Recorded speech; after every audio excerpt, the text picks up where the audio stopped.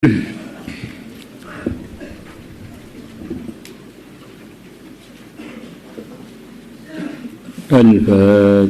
أعوذ بالله من الشيطان الرجيم.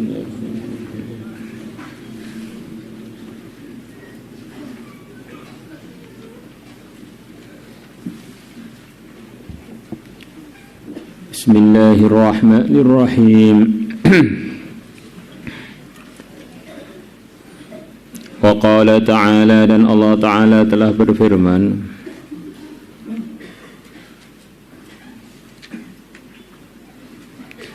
was-sabirina, dan para laki-laki yang sabar, was-sabirati, dan para wanita yang sabar, ila qawlihi, sampai firmannya Allah, a'adda, Allah telah menyiapkan Allah lahum, untuk mereka, maghfiratan, ampunan, wa ajran azima, dan pahala yang agung. Di dalam surat Al-Ahzab, Allah Subhanahu wa ta'ala janjikan untuk 10 golongan dijanjikan akan diampuni oleh Allah. Orang itu kalau sudah diampuni oleh Allah, ya sudah selesai masalahnya. Berarti dia ini sudah tidak bermasalah dengan seluruh masalah. Karena seluruh masalah itu miliknya Allah. Kalau pemiliknya sudah memaafkan, ya dia berarti telah beres semua kendala dia untuk mendapatkan ridhonya Allah. Nah, kalau orang sudah diridhai oleh Allah, telah mendapatkan segalanya. Wa ridwanum minallahi akbar, ridha dari Allah adalah yang terbesar, melebihi segalanya ridhonya Allah. Orang itu kaya, enggak diridhai Allah, neraka. Miskin, enggak diridhai Allah, neraka. Raja enggak diridhai Allah, neraka. Rakyat enggak diridhai Allah, celaka. Jadi kalau orang sudah diridhai Allah, dimaafkan oleh Allah, raja sukses, rakyat sukses, miskin sukses, ganteng cantik sukses, elek penguk sukses. Sukses terus sudah. Man wajadallaha wajada kulla syai. Siapa yang mendapatkan ridhonya Allah, dia telah mendapatkan segalanya. Allahu akbar. Lah di antara 10 orang tadi adalah para laki-laki yang sabar dan para wanita yang sabar, yang disebutkan dalam ayat innal muslimina wal muslimati wal mu'minina wal mu'minati wal qanitina wal qanitati, seterusnya sampai akhirnya ayat. Allah telah siapkan untuk mereka 10 kelompok tadi ampunan, bukan ampunan saja, wa ajran azima, dan pahala yang besar. Kalau Allah sudah bilang pahala yang besar tuh, yang tahu seberapa itu ya hanya Allah. Benar-benar akan mendapatkan anugerah yang luar biasa.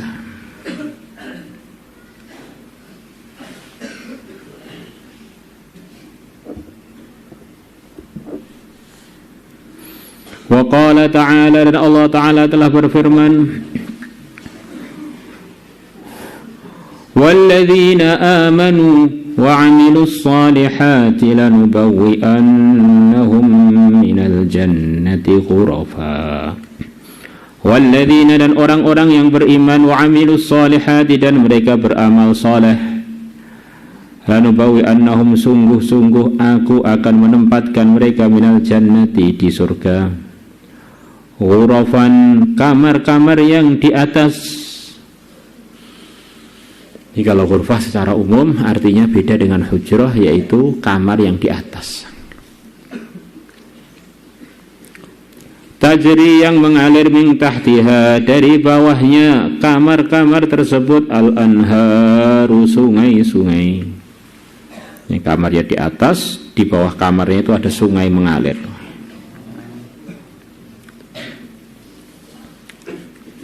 Dan itu semua nyawa kita itu sudah pernah melihat pemandangan surga itu. Maka tanpa dirasa semua manusia itu menginginkan keindahan-keindahan ngalirnya sungai, keindahan hijau-hijauan. Itu sebetulnya nyawanya itu rindu pada surga. Tapi dia ini nggak bisa mengungkapkan. Kata para ulama begitu itu. Akhirnya pelesir ke sarangan, tengah-tengah pelajaran ngeluyur ke sarangan. Itu sebetulnya hatinya itu tertarik pada pemandangan surga, hanya saja karena kalah dengan nafsunya malah diarahkan menuju pelanggaran.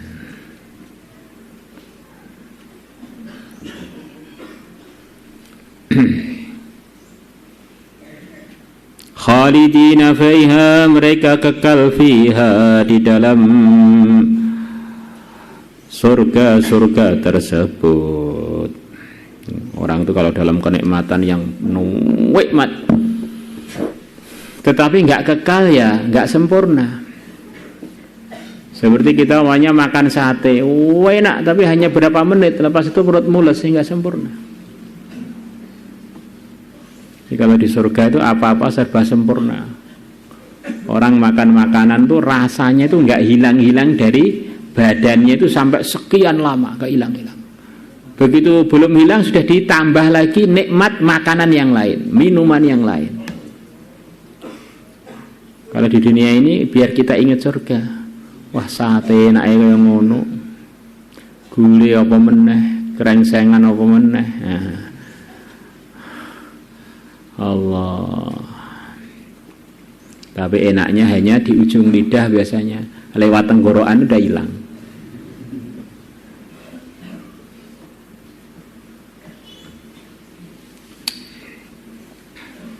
Ya kalau di surga nggak hilang-hilang. Mandang pintunya itu enaknya itu bertahun-tahun bahkan ribuan tahun tuh nggak hilang-hilang. Kalau kita ini dunia ini ya sebentar-sebentar itu. Nikmatnya kopi sebentar, nikmatnya es sebentar, nikmatnya punya pasangan juga sebentar, punya suami bentar, punya istri bentar. Kalau pengantin baru sepertinya dunia hanya milik berdua. Tapi berapa bulan kemudian ya sudah mulai bosan. Dunia ini membosankan. Yang enak di dunia ini ya kalau kita ini dalam amal agama. Orang-orang pada nyari kenikmatan dunia di dunia, mereka sampai mati nggak menemukannya. Padahal nikmatnya itu adalah dalam amal agama. Amal agama itu kita berat, padahal itu nikmat. Contohnya apa Pak? Banyak. Kita ini ngeluyur kemana-mana jarang bisa tidur nyenyak. Tapi kalau taklim langsung ketiduran.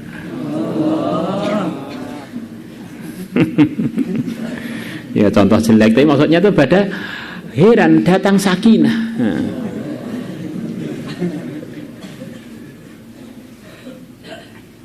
Sekian banyak orang dapat hidayah di negeri Eropa gara-gara melihat orang-orang taklim pada ngantuk. Wah, kok enak men ya itu. Akhirnya dia ikut duduk di majelis taklim, ikut ngantuk, masuk Islam.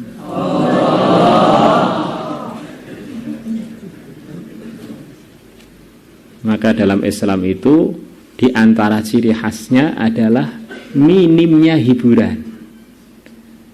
Karena amalan Islam itu setiap amalannya mendatangkan hiburan. Sholatnya, wiridnya, ngapal Qur'annya, ngajinya, perjuangannya dan seterusnya. orangnya sudah terhibur terus. Maka kalau orang Islam kok masih cari hiburan, dikhawatirkan dia ngamalkan Islamnya itu kurang serius atau kurang benar. Katanya ngamalkan agama, belajar agama, kok nikmatnya kalau dengarkan musik.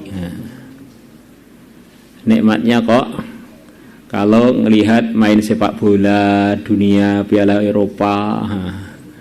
Kayak begini ini ada gudikan lah. Hatinya itu ada gudiknya yang perlu secepatnya diwaspadai.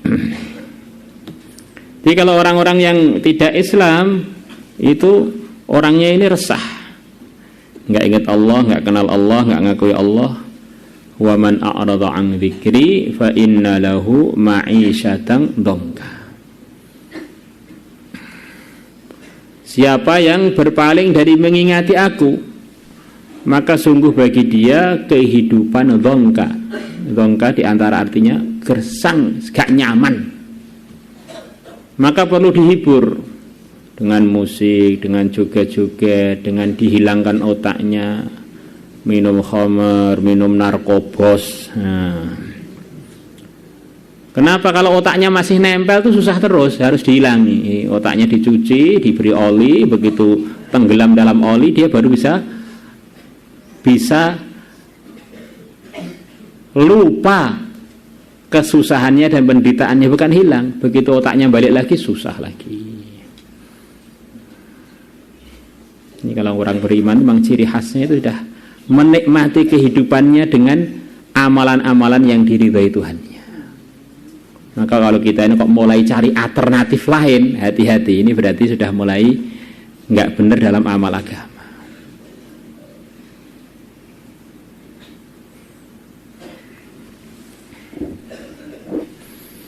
Ni'ma ajrul amilin, sebaik-baiknya pahala atau opahnya orang-orang yang amal adalah surga.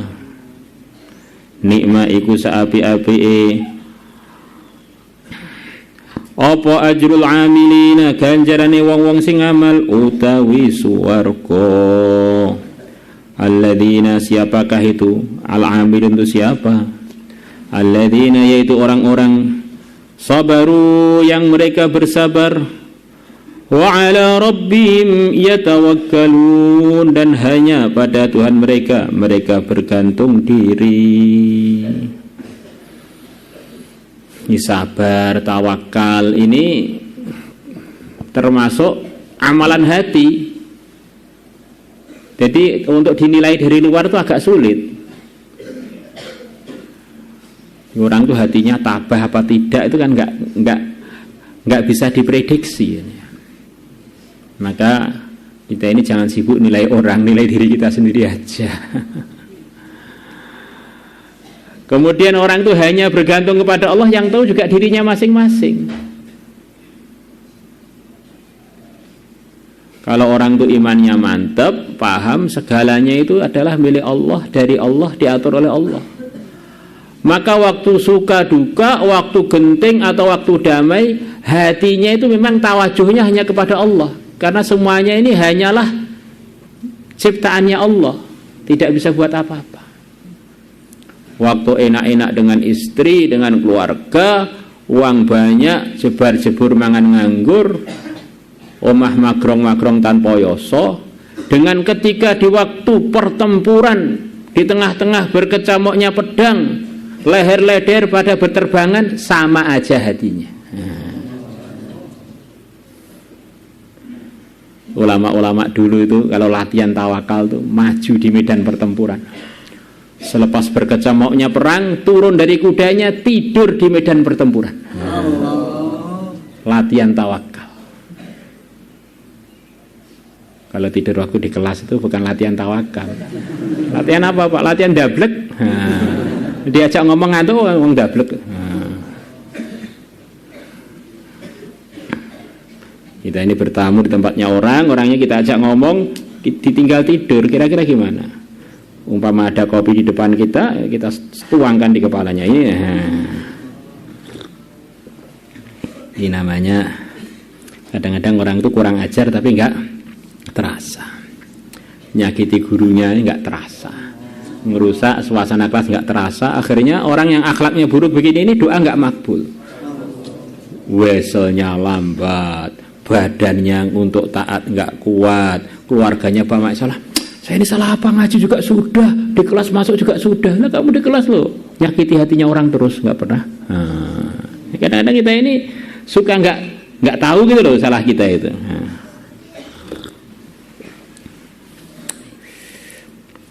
La ilaha illallah.